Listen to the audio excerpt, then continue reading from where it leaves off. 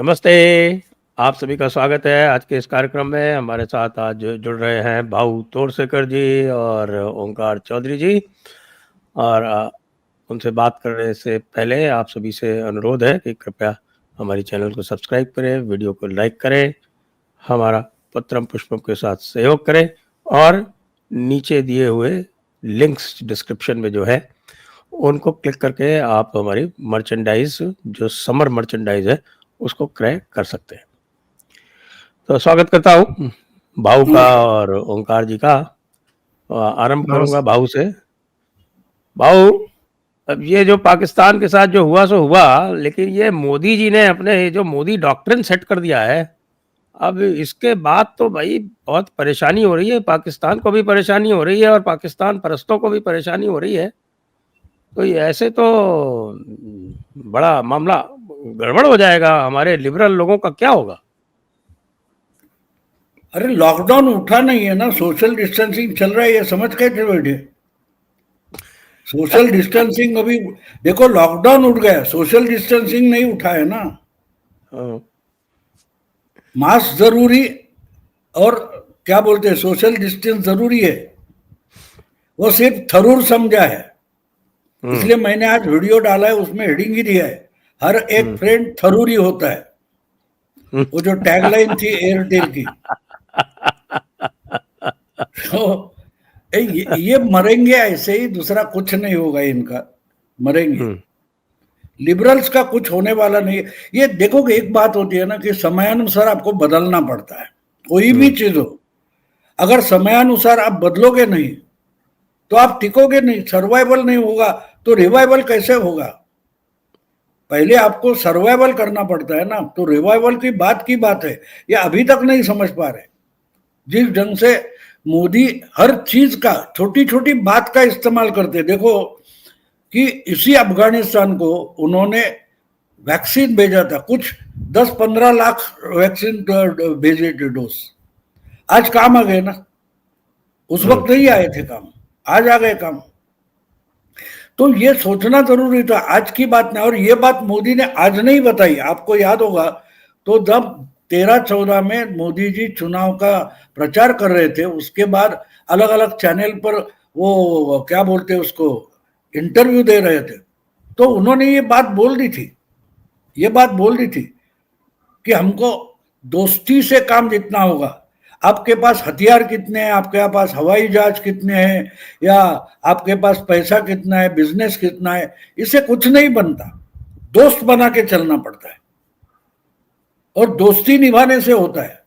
अब देखो जिस ढंग से अफगानिस्तान को, अब तो वो हवाई क्या बोलते हैं उसको, रनवे है, वो देने के लिए भी राजी हो गए। हाँ, और बगराम मुझे याद एयरबेस। है 5 साल पहले ये अचानक से जब येमेनी, सऊदी येमेनी वो सब चल रहा था, उस वक्त पाकिस्तान ने वहां सैनिक नहीं भेजे, सऊदी ने बोल के भी।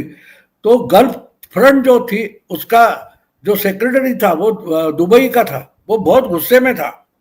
और उसकी एक कमेंट मैंने, उसका गुस्सा वाली कमेंट मैंने, पाकिस्तान वाला भीख मंगो, हम टुकड़े फेंकते उस पर जीते हो, और जब हमको जरूरत है तो नहीं आओगे, उसकी बड़ी कीमत चुकानी पड़ेगी, ऐसे बोला था दुबई का जो फॉरेन मिनिस्टर था और गल्फ फ्रंट का वो सेक्रेटरी था। हम्म, उसके एक हफ्ते बाद मोदी जो आए, सीधे सऊदी दुबई घूमकर ताजिकिस्तान और उज्बेकिस्तान गए थे। तो उस वक्त उन्होंने ताजिकिस्तान में सोवियत के समय के जो हवाई एयरबेस थे वो भाड़े से उठाए थे।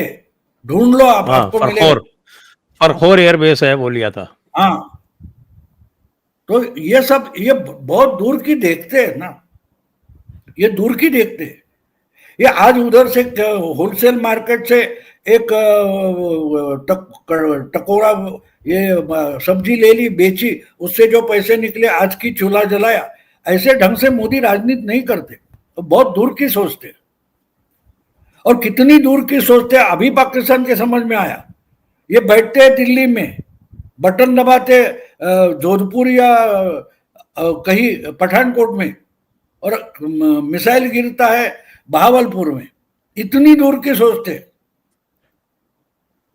तो मोदी को, मैं मानता हूं कि मोदी को समझना जरूरी है, क्योंकि मोदी ऐसा इंसान है जिसने गांधी समझ लिया है। गांधी का एक वचन मुझे बहुत याद आता है कि find the purpose means will follow.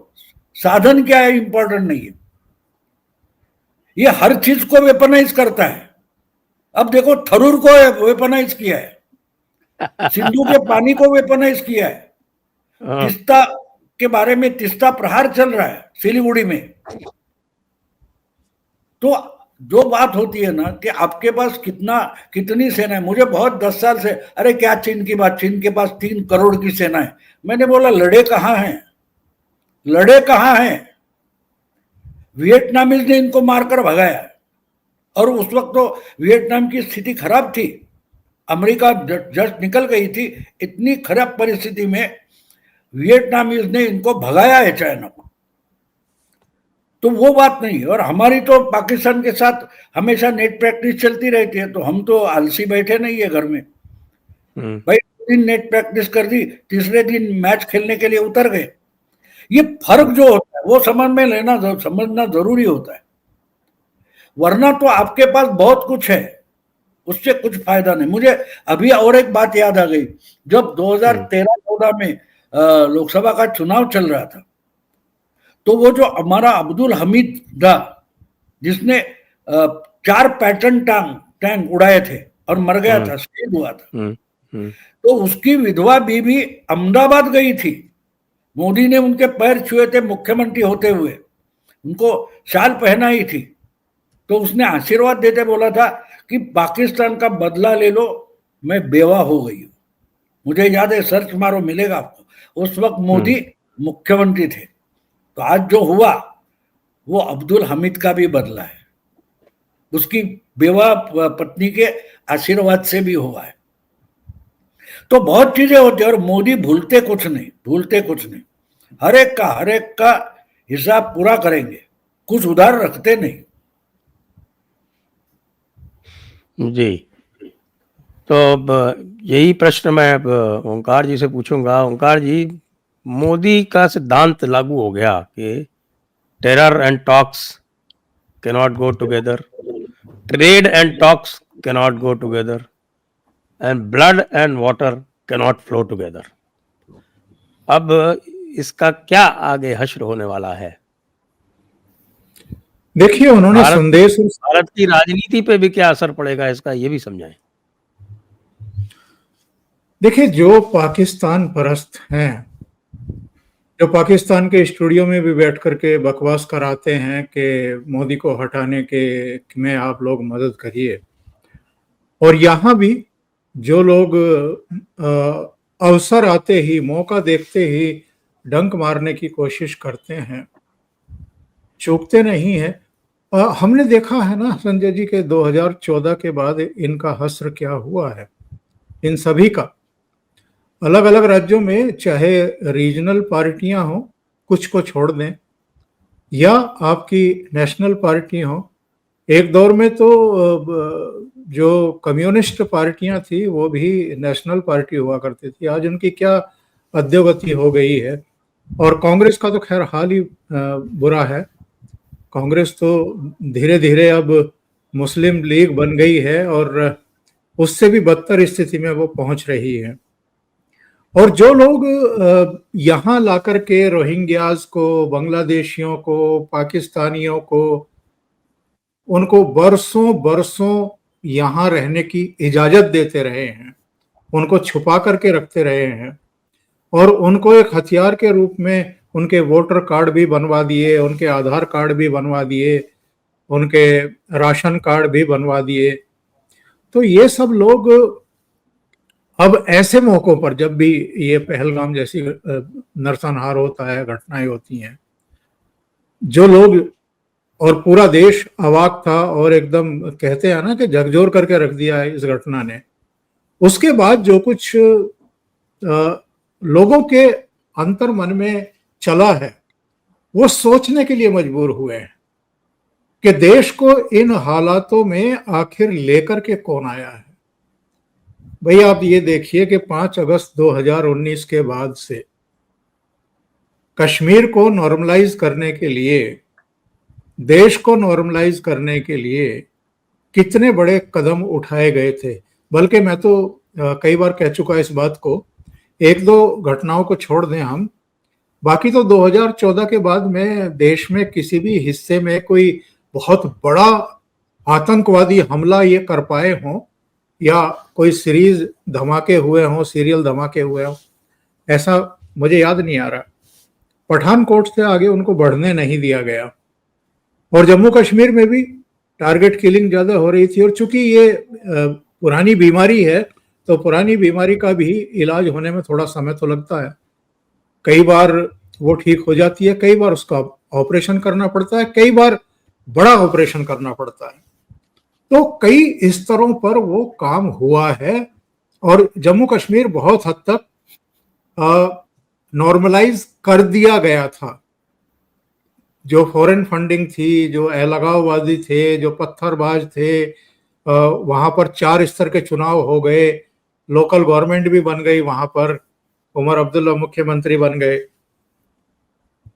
अब जो ये घटना हुई है, जो ये घटनाक्रम हुआ है, उसके बाद एक तो 6 और 7 की रात को जो कुछ हुआ और फिर अल्टीमेटली 9 और 10 की रात को हुआ, इसने एक सबक दे दिया है।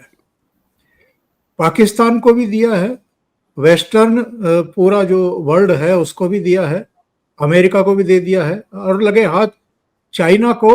और एक पिद्दी सा हमारे पड़ोस में जो जब से ये 5 अगस्त 2024 से वहां बदलाव हुआ है, एक यूनुस आकर के बैठा है, तो बांग्लादेश को भी एक मैसेज दिया है कि भाई जो प्रधानमंत्री कहते रहे और जिसकी हमसे मतलब जो उनके विरोधी हैं वो मजाक उड़ाते रहे, उनमें इकोसिस्टम भी है, उनमें विपक्षी दल भी हैं, उनको जुमलेबाज और उनको फेंकू कहते रहे। जब वो कहते थे कि ये बदला हुआ भारत है तो वो समझ नहीं पाए कि वो बदला हुआ भारत क्यों बता रहे हैं।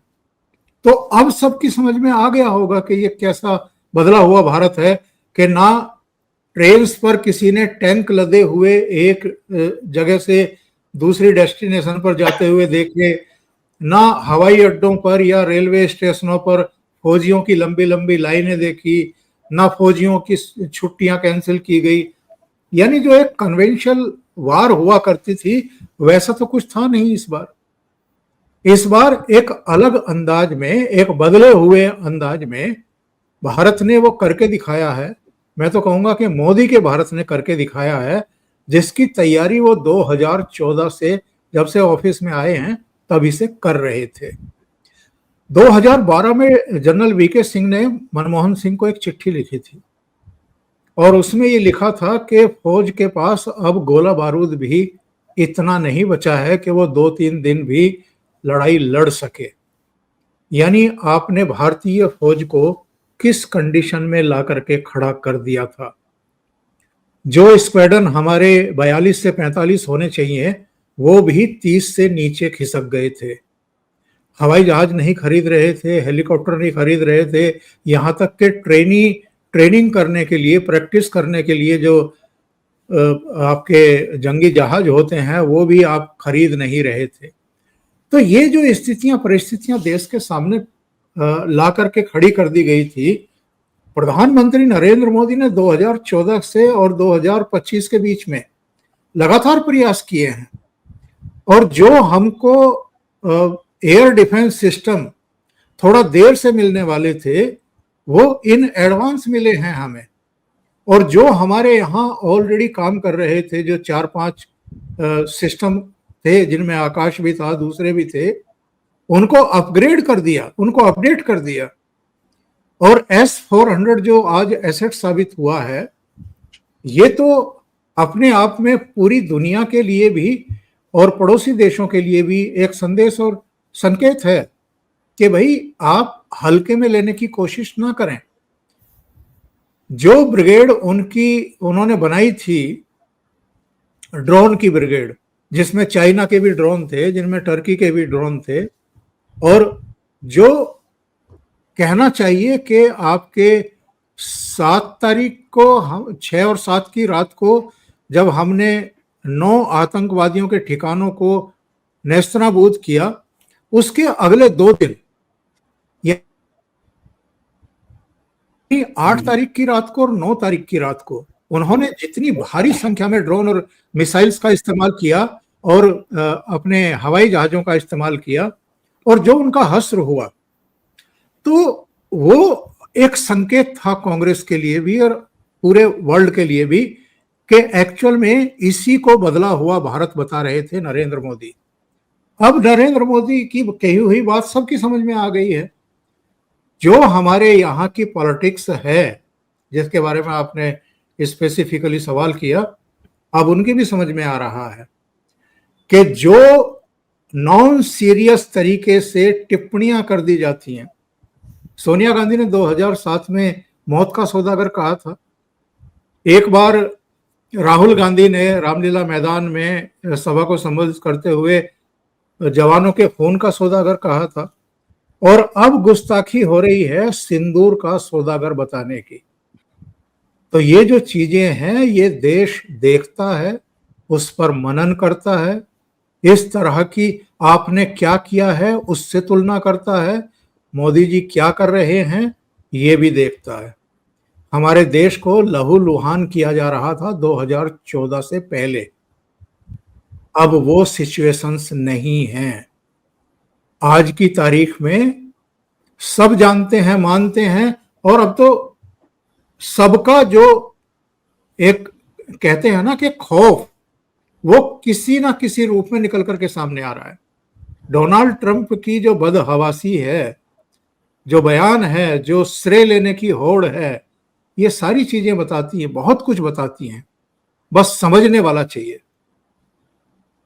बिल्कुल बाबू, ये हमारे राहुल गांधी जी जो हैं वो जयशंकर जी के पीछे क्यों पड़े हुए हैं और उनको सिंदूर का सौदागर क्यों कह रहे हैं? नहीं, राहुल गांधी किसी ना किसी के पीछे पड़ना जरूरी भी है ना। करेंगे तो क्या करें, टाइम पास कैसे कर सकते हैं?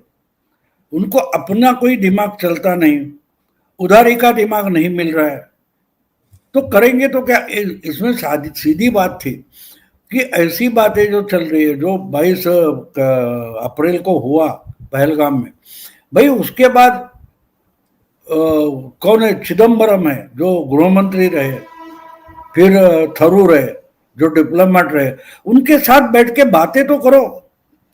अभी मोदी ने अकेला बैठकर सपने में आया चलो इधर आकाश तीर चलाएंगे, उधर ब्रह्मोस चले, ऐसे नहीं किया है। जो करने वाले उनके साथ लगातार मीटिंगें चल रही है, उनकी बातें सुन ली, उसके परिणाम क्या हुए उसका अंदाजा किया है। बस चैनल के लिए इंटरव्यू करना है, ऐसी बात नहीं है ना। तो राहुल गांधी जयशंकर के पीछे नहीं पड़ेंगे तो राजनाथ के पीछे पड़ेंगे, क्योंकि उससे कोई मतलब है ही नहीं, किसी भी चीज का मतलब नहीं है। अगली बार हमको चुनाव लड़ना है, इसका भी दिमाग नहीं चल रहा है। बस आज के लिए कैमरा पर खड़ा हूं तो कोई, यानी राहुल गांधी और संजय राउत, इसमें मैं फर्क नहीं करता कि आज के लिए बोल दो, बल्कि अभी उस दिन मैं इनके साथ बैठा था ओम प्रकाश जी के साथ, जिस दिन वो युद्ध विराम की बात आ रही थी, तो इन्होंने मुझे वही सवाल पूछा था कि ट्रम्प क्यों पीछे पड़ा है क्रेडिट लेने के लिए।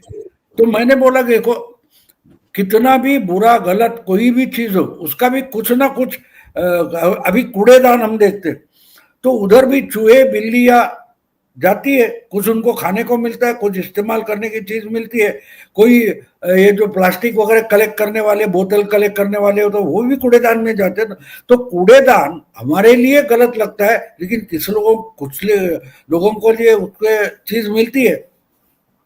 तो बात है कि वैसे ही अलग अलग पहलू होते हैं।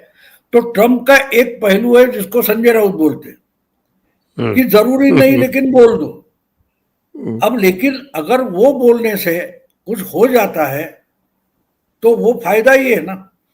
तो जब ट्रम्प ये बोल रहा था तो ये बोलेगा, ये मालूम था मुझे, मैं तो पक्का बात बोलता हूं आपको कि ट्रम्प जो बोल रहा है मीडिएशन की, तो ये बात भारत सरकार से हुई है, उसमें दो राय नहीं है।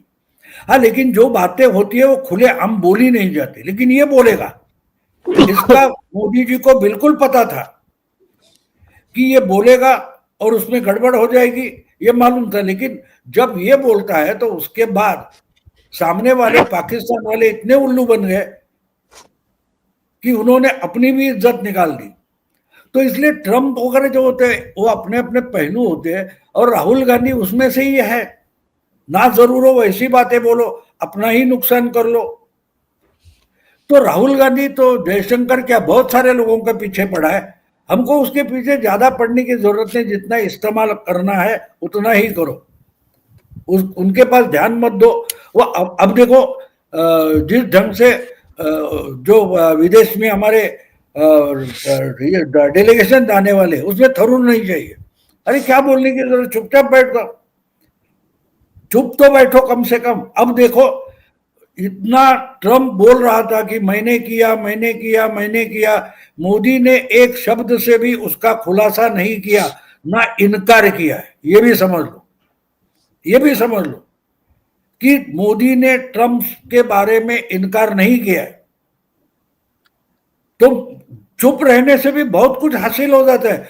ट्रम्प तो अब मजाक का सब्जेक्ट बन गया, ट्रम्प मजाक का सब्जेक्ट बन गया ना, तो उसको गाली ना देकर भी उसकी इज्जत उतार दी। तो ये भी अब देखो वो कौन थी, रेणुका चौधरी, क्या बोले, अरे रामायण के बाद ऐसी हंसी कहाँ मिली। तो मोदी इज्जत भी इतनी ढंग से उतारते हैं। तो भैया ये जो राहुल गांधी कर रहे हैं उसके तो दिमाग के परे बात है। और जयशंकर की तो बात तो छोड़ो, जयशंकर शायद अकेले मोदी से डरता है। वो तो भले भले जो सुरमा है विदेश के उनको भी दम देता है, वो आवाज चढ़ाकर बात करता है। तो बात ये ना कि ये सब बदला हुआ है जिस ढंग से अब ये अजरबैजान और तुर्की पाकिस्तान के पीछे आकर खड़े हुए। देखो जनता ने पहले डिसीजन लिया, फैसला लिया कि इनका माल नहीं खरीदेंगे, और टूरिस्ट जाते रहे, वो टूरिस्ट एजेंसियों ने बुकिंग बंद कर दिया, होटल वालों ने बुकिंग बंद कर दिया। तो लोग फैसले लेने लगे। मोदी ने लोगों को कितना एम्पावर किया। देखो भारत नाम का एक देश, एक सोसाइटी है, उसको मोदी ने कितना एम्पावर किया है कि वो सरकार क्या करेगी इतना रोकने के लिए लोग तैयार नहीं है। मार्बल के आपके राजस्थान के सब मार्बल वाले, उन्होंने अपने आप डिक्लेयर कर दिया कि हम राजस्थान से मार्बल नहीं मंगवाएंगे। कोई सेव खरीदने वाले बड़े व्यापारी होलसेलर है, वो बोले वहां से सेव नहीं लाएंगे। कोई बोल रहा है हम दवाई नहीं भेजेंगे, कोई बोल रहा है होटल में रिजर्वेशन नहीं करेंगे। ये लोगों ने पहले किया, बाद में गवर्नमेंट ने शुरू किया। तो ये एम्पावरमेंट देखो।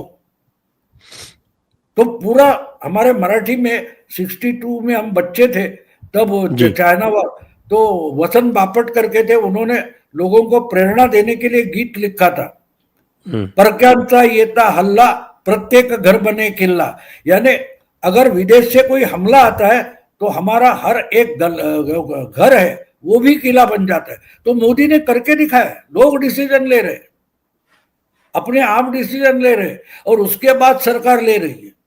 तो ये, और ये भी बात मुझे याद है कि मोदी जी ने 2013 के प्रचार में बोली थी। उन्होंने बोला था कोई गवर्नमेंट की स्कीम होती है तो गवर्नमेंट की होती है तो सक्सेसफुल नहीं होती, लेकिन अगर उसको हम पब्लिक मूवमेंट बना दे, लोगों की आंदोलन बना दे, तो वो सक्सेसफुल हो जाती है।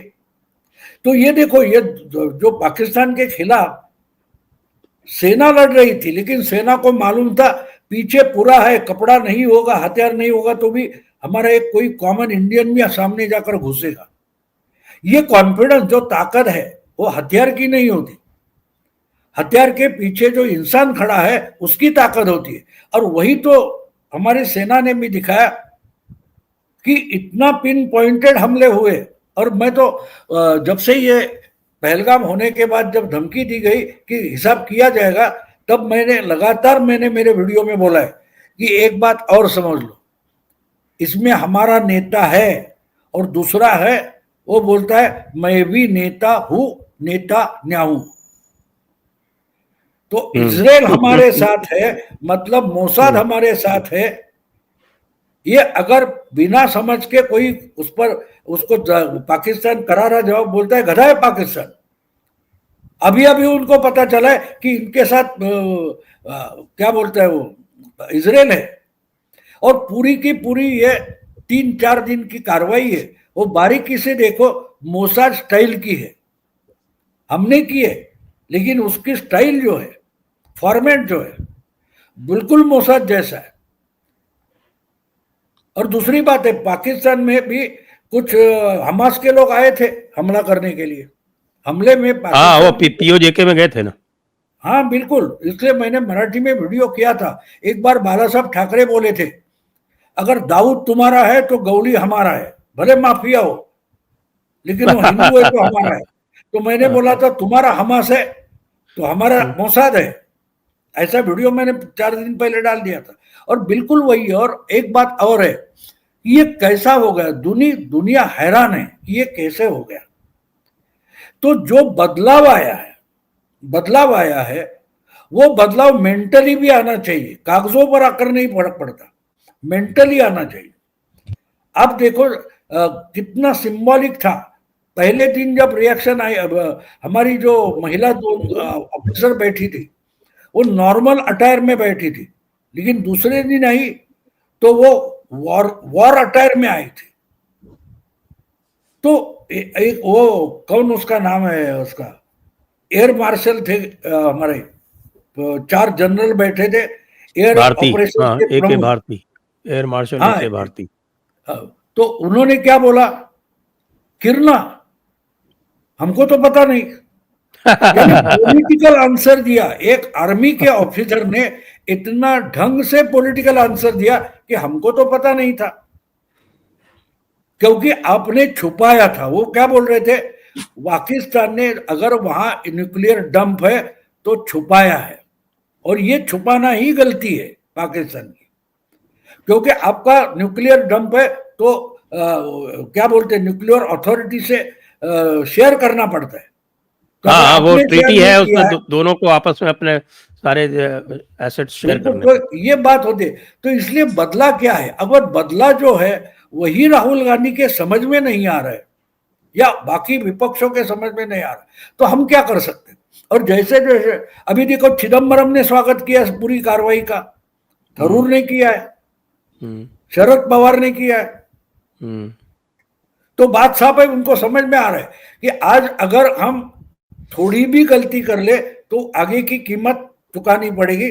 और बात समझ लो, कल परसों आसाम के स्थानीय इकाई के चुनाव हुए, उसके रिजल्ट देखो, ये ऑपरेशन सिंदूर के पहले के रिजल्ट है।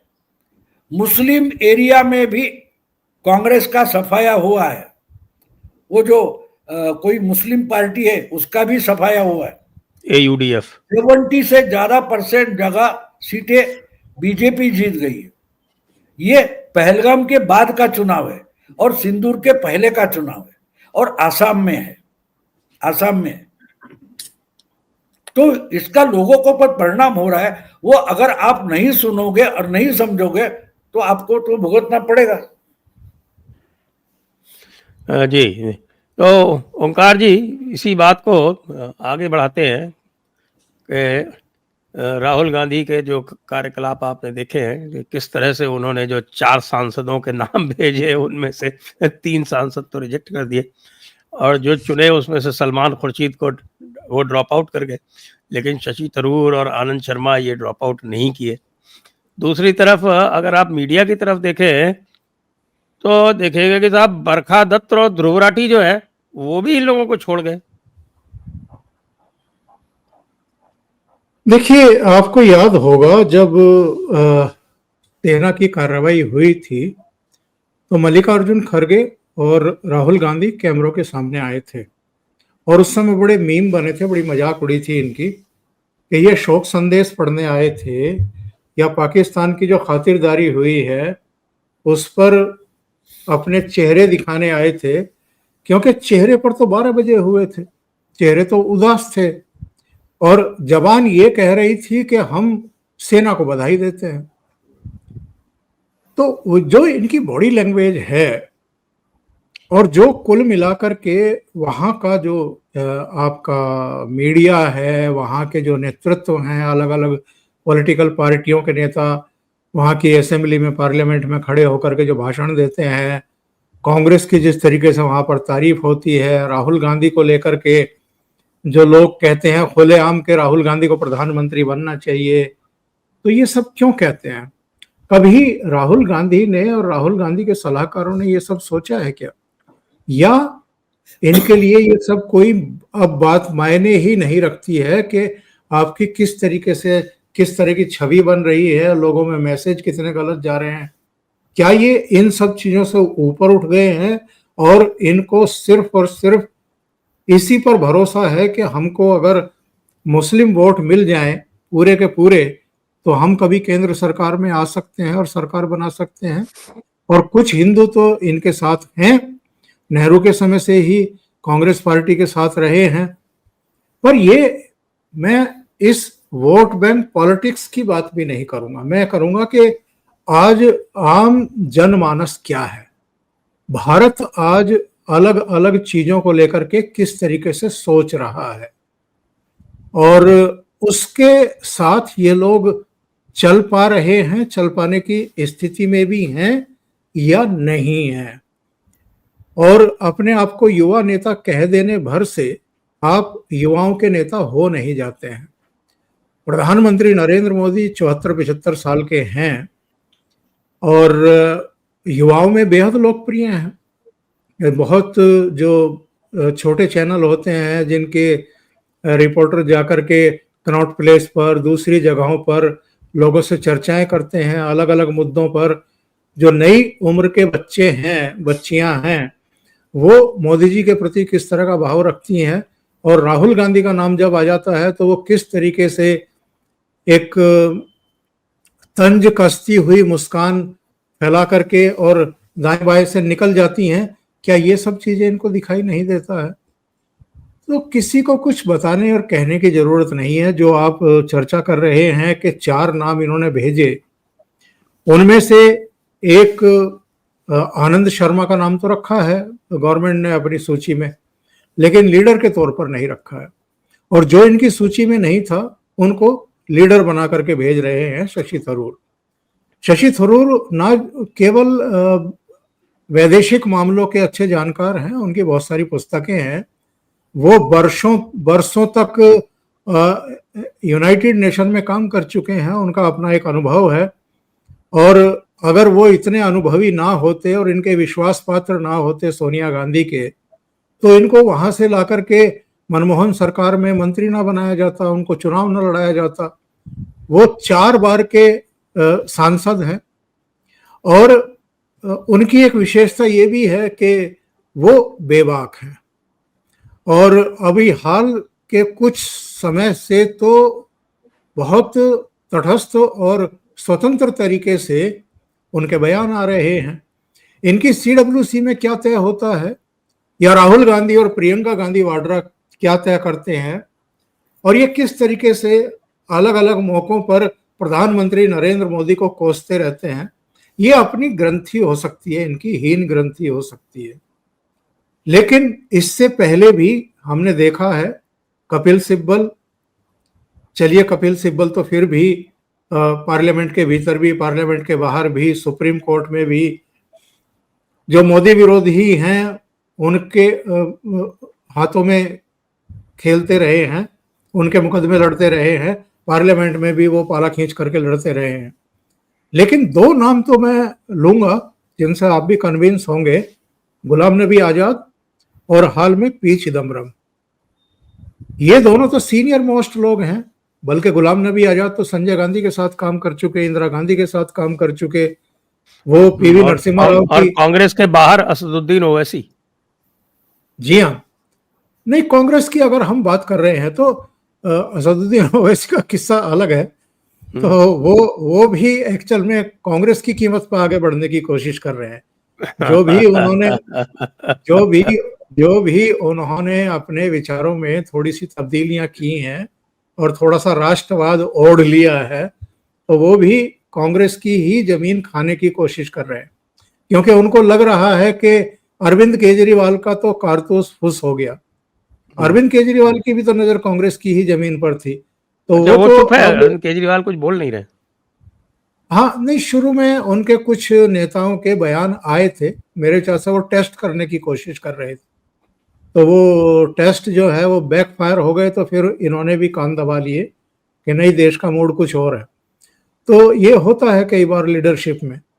तो मैं ये कह रहा था कि गुलाम नबी आजाद ने एक 7 पेज की चिट्ठी सोनिया गांधी को लिखी थी जब कांग्रेस पार्टी छोड़ी थी, और उसमें उनके बेटे पर ठीकरा फोड़ा था कि ये भारत जोड़ो तोड़ो यात्रा के समय तो जो साफ सफाई करने वाली हैं महिलाएं, झाड़ू समेत उनको अपने पास बुला करके वीडियोग्राफी कराते हैं, फोटो खिंचवाते हैं, उनको जारी करवाते हैं। कभी ये बढ़ई के पास पहुंच जाते हैं, कभी मोटरसाइकिल जो मैकेनिक होता है उसके पास, कभी धान की रोपाई करते हुए दिखाई देते हैं, कभी कुली का सामान अपने सिर पर लेकर के चलते हैं। लेकिन जो टॉप लीडरशिप है कांग्रेस की, ये उसको मिलने का समय तक नहीं देते हैं।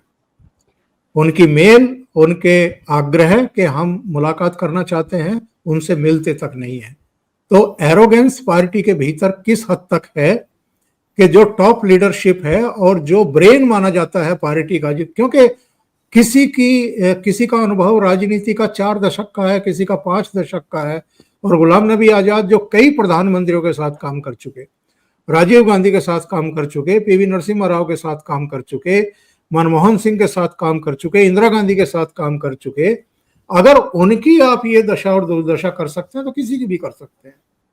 तो इसलिए एक फ्रस्ट्रेशन कांग्रेस के भीतर भी देखने को मिल रहा है, और इन्होंने जो पार्टी की हालत करके रख दी है वो अब पच नहीं रही है इन्हीं के बहुत सारे नेताओं को, और ये समझने को और सुधरने को तैयार नहीं है।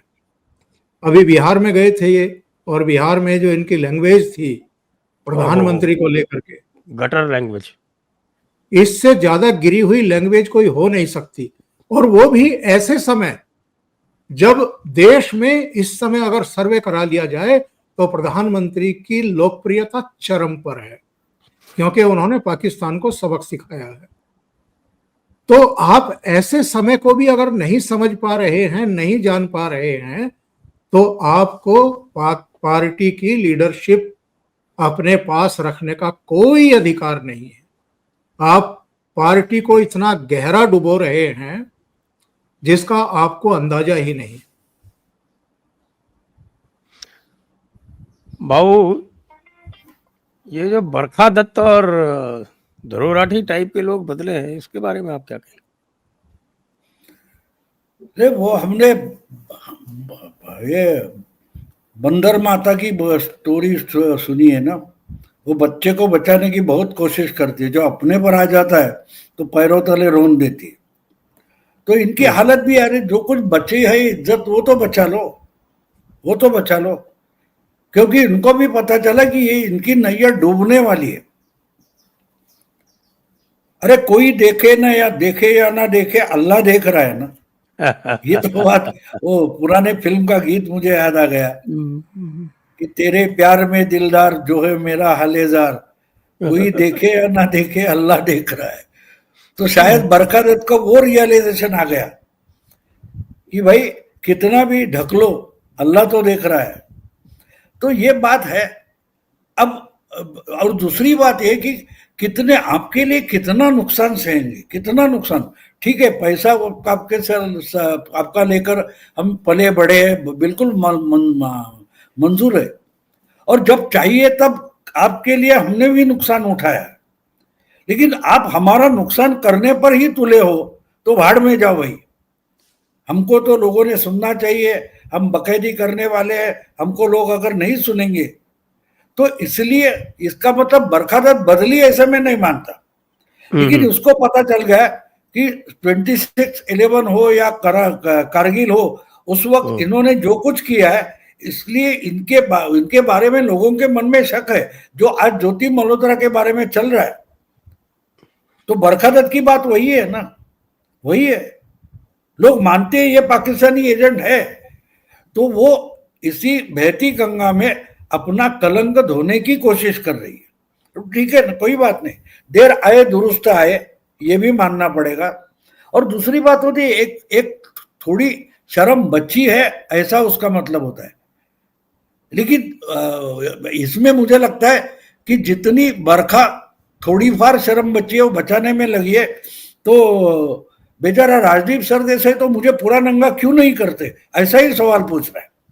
उसकी परसों वो कुछ लल्लन टॉप का जो है लड़का, उसके हाँ। साथ बाचाबाची हो गई ना कि ये नहीं नहीं नहीं ये क्यों करना है, वो क्यों करना है। अरे कुछ भी तू क्यों करता है। वो एक तो लल्लन टॉप के ही कार्यक्रम में उसने उस लड़के के ये बड़ा अच्छा पत्रकारिता करता है वगैरह बोला, तो नाना पाटेकर बोला तो फिर तू उसको फॉलो क्यों नहीं करता। अरे एक तरीके से अपना ही मुखौटा उतार कर रख दिया राजदीप ने। तो बोला उसको उसके बारे में अच्छा बोल रहा है तो तू उसको फॉलो कर। तो उसके चेहरे का कलर उतर गया, आपको याद होगा। यानी आपको अजीब लगता है ना कि मैं ऐसे जोर शोर से जो चीज जाए दिमाग में आया बोल देता हूँ। नाना हमारा ही दोस्त है ना, हम इकट्ठे रास्ते पर, हम स्ट्रीट स्मार्ट लोग हैं, हम कोई बड़े पढ़े लिखे बुद्धिजीवी नहीं, हम स्ट्रीट स्मार्ट है। तो उसको वही नाना ने ठोक दिया था। तो बरखा दत्त की बात यही है कि भाई इतना कितना नंगा होते रहेंगे और किसके लिए। आपको बोल दूं कि जब मोदी को प्राइम मिनिस्टर की कंपटीशन में लगा है, उसके बाद मोदी का पहला भाषण श्रीराम कॉमर्स कॉलेज में हुआ था। जी जी जी। और उसी वक्त जयपुर में राहुल गांधी कांग्रेस के क्या बोलते हैं उसको अधिवेशन जो हुआ था स्टेडियम में, वहां बोले थे। तो सागरिका घोष, बरखा दत्त और ये पल्लवी घोष, उनके ट्वीट आए थे कि कैसा बिल्कुल मोदी का भाषण कोई निरस है, उसमें कोई विजन नहीं है, ये नहीं है वो नहीं है। और तीनों के, राहुल गांधी का जो मधुमक्खी वाला भाषण था, या पावर जहर होती है मेरे माँ ने मुझे बताया, वो जब था वो इंस्पायरिंग है, ये तीनों ने बोला था। तो वहां से लेकर आज तक राहुल गांधी ने इनके शेयर पूरे डाउन कर दिए। तो आप बोलते जो कुछ 2 रुपया मिलेगा तो कम से कम वो बचा के रखो।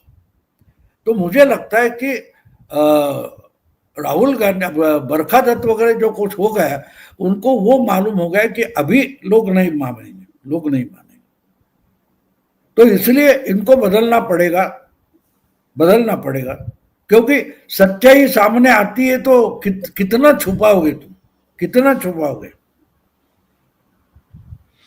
जी जी जी, बिल्कुल सही है। और अब तो भारत जो है वो पूरी तरह से इनकी बैंड बजाने में लगा हुआ है। आज तो बीसीसीआई ने भी कह दिया कि हम तो एशियन चैंपियनशिप में खेलेंगे ही। जी हाँ, बयान आ चुका। ओके। नहीं, एक बात हमको समझनी चाहिए कि आज कोई आंख उठाकर देखे तो हम सुनने वाले नहीं है। ये ऑपरेशन सिंदूर ने सबसे बड़ी बात कर दी है कि हमारे सामने कोई आंख उठाकर नहीं देखेगा। इनफैक्ट मैं तो मानता हूं कि मोदी जी एक सेंटेंस बोले कि न्यूक्लियर ब्लैकमेल अभी चलेगा नहीं। हाँ, ये तो बोल दिया उन्होंने, पर उसका मतलब बिल्कुल उल्टा है कि अब इनके न्यूक्लियर वेपन संभालना दुनिया की जिम्मेदारी है, नहीं तो हम तो कभी भी उड़ा सकते हैं। दिखा दिया वो करके। तो ब्लैकमेल उल्टा हो रहा है, ब्लैकमेल उल्टा हो रहा है कि आप इनके पास से वो सब डंप वगैरह है वो कब्जे में ले लो, वरना हमारे लिए डेंजर है, हम तो उड़ा देंगे।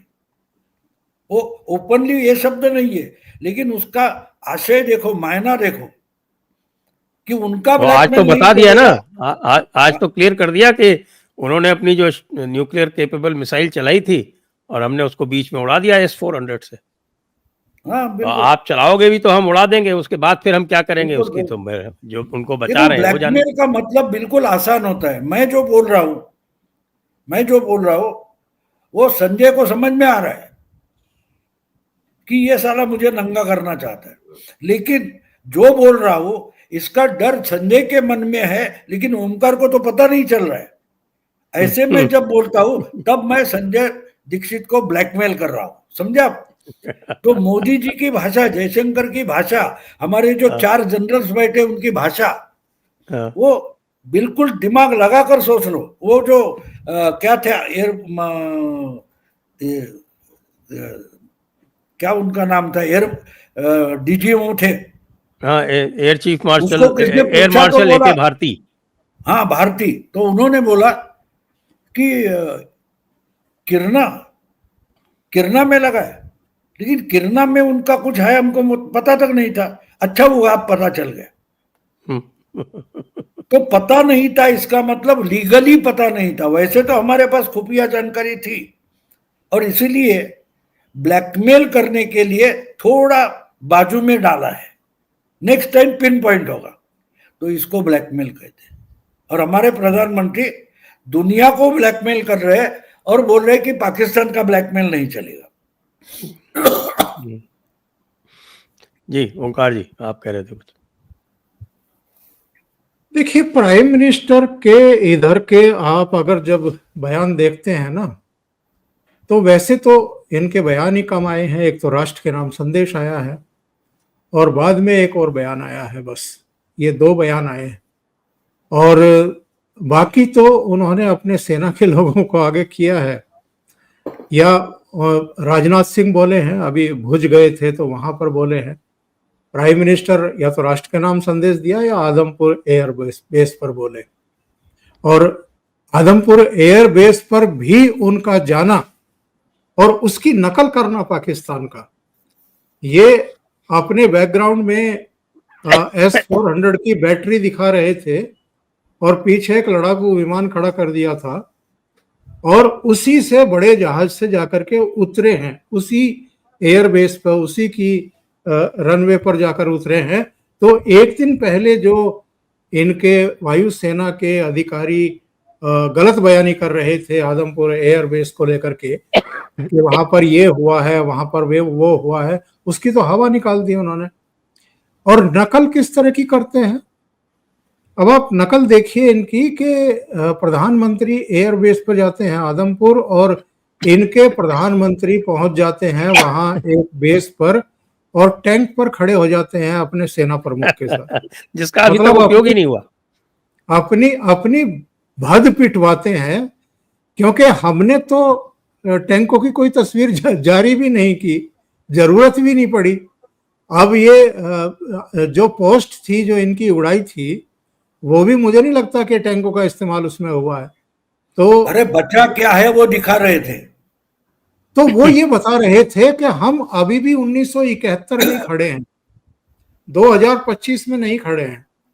और भारत ने ये बताया कि हम अब 2025 का बदला हुआ भारत है, और जितना हमारे पास साजो सामान है, अभी तो सुपरसोनिक निकली नहीं है हमारी, अभी तो क्रूज मिसाइलों से ही काम किया हम लोगों ने। तो इसीलिए राजनाथ सिंह ने कहा ना भुज में जाकर के कि ये तो अभी ट्रेलर था, पूरी पिक्चर तो अभी बाकी है। और सेना के भी अधिकारी कह रहे हैं कि अभी विकराल रूप देखा नहीं है हमारा। तो ये एक संकेत देने वाली बात होती है कि कम शब्दों में आप उनको बता दो। एक बार मैं एक बड़े जाने माने उद्योगपति थे, चौधरी मित्र सेन जी, उनका इंटरव्यू कर रहा था, और मैंने उनसे पूछा कि आपके 6 बेटे हैं, 3 बेटियां हैं, उनके बच्चे हैं, नाती पोते हैं, आपका इतना कामयाब जीवन रहा है, आपने कोई उनको शिक्षा दी किसी तरह की? तो वो हंसने लगे, कहने लगे कि मैं तो किसी को प्रवचन देने के समर्थन में नहीं हूं।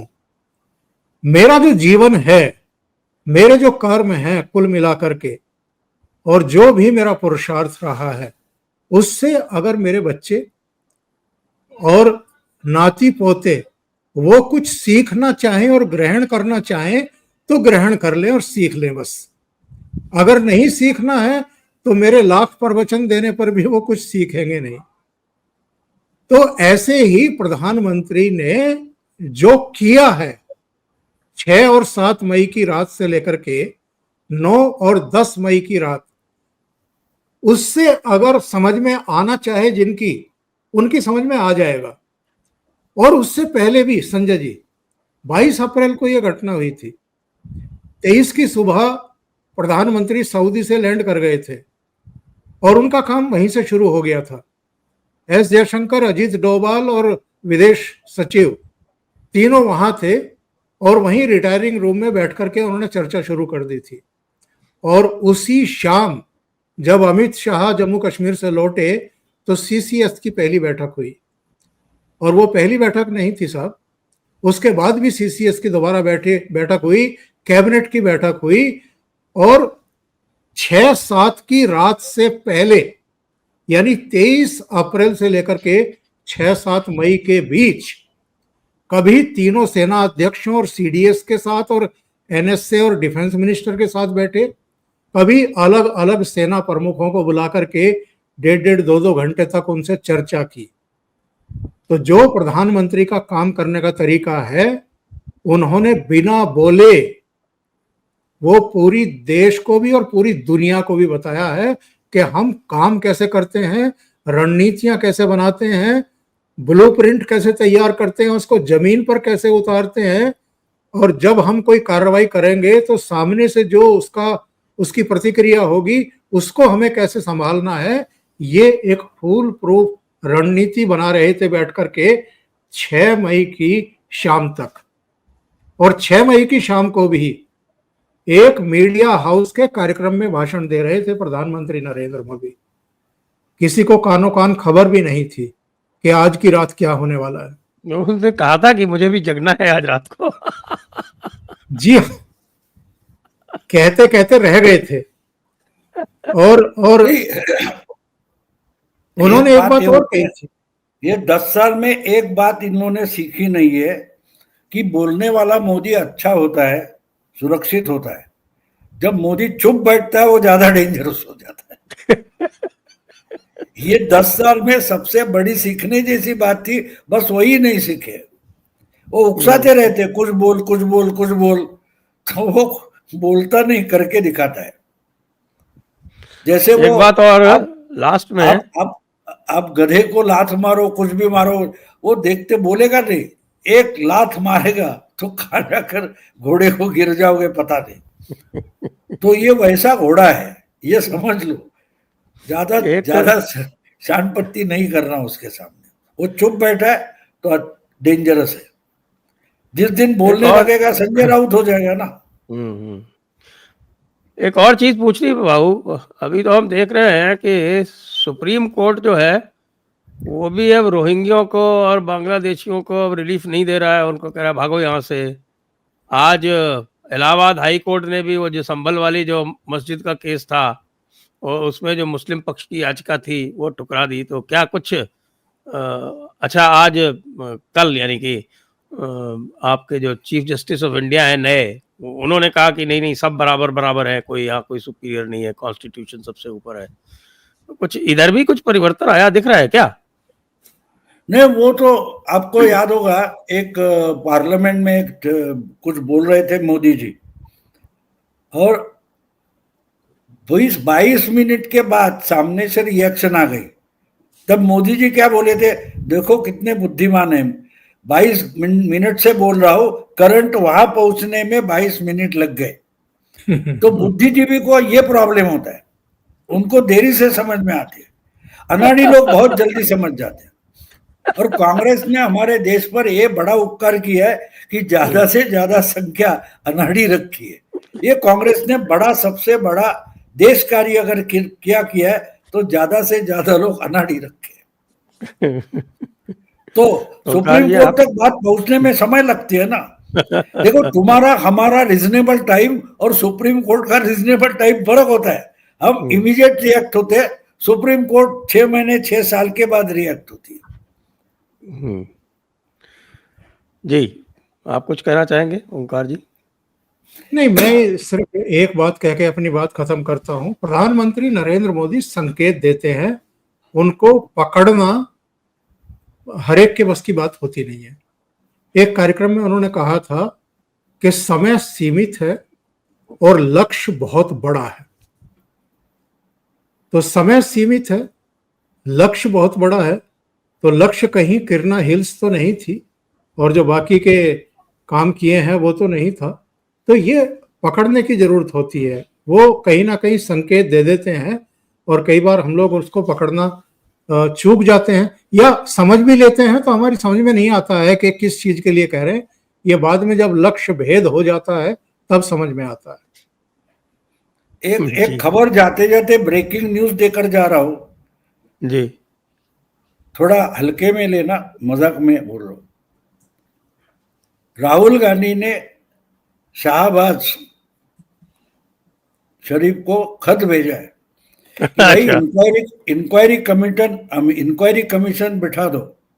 मोदी ने असलियत में ब्रह्मोस भेजा या आकाश तीर भेजा या ड्रोन्स भेजे या ईवीएम्स भेजे, इसकी इंक्वायरी करो। ईवीएम्स भेजे। क्यों मोदी ईवीएम से जीतता, ये मेन आरोप है ना। और ये एक मैं खबर की जो सबूत वगैरह को ढूंढने की कोशिश कर रहा हूं, देखते हाथ में लगता है कागज या नहीं। अच्छा, जो मोदी जीतता है तो ईवीएम से जीतता है, वो चुनाव हो या जंग हो। देखते, सबूत ढूंढ रहा हूं। जी, तो आइए आज की चर्चा को यहीं पर विराम देंगे। सभी दर्शकों को बहुत बहुत धन्यवाद, भाऊ को, ओंकार जी को बहुत बहुत धन्यवाद। जय हिंद, जय भारत, वंदे मातरम। वंदे मातरम।